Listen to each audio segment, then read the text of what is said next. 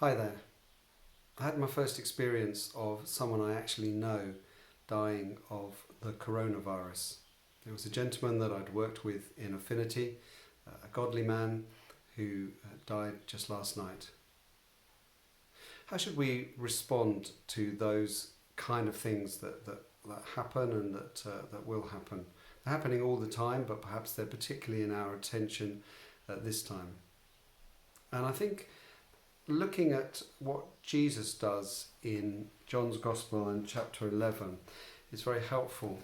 And I think there's two things as we respond to anyone's death, but particularly those that are close to us and the death of a Christian brother like I've just experienced. And I think it's both grief and hope.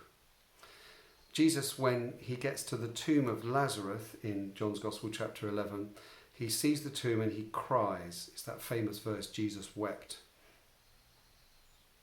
He wept for the reality of death, for the pain of death, for the cause of death in the sin of men and women.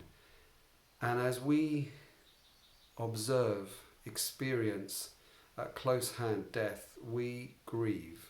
We grieve with those who grieve. We mourn with those who mourn. We send our condolences. We send our love. We send expressions of sympathy. So we grieve. We feel sad. We feel sad because death has broken that relationship. I didn't know this person especially well, but I knew him well enough to feel some pain that he's no longer going to be at the meetings that I was at. And so we grieve. But the second thing that Jesus teaches us here and elsewhere is hope. Jesus talks about himself being the resurrection and the life and says, whoever believes in me will live even though he dies.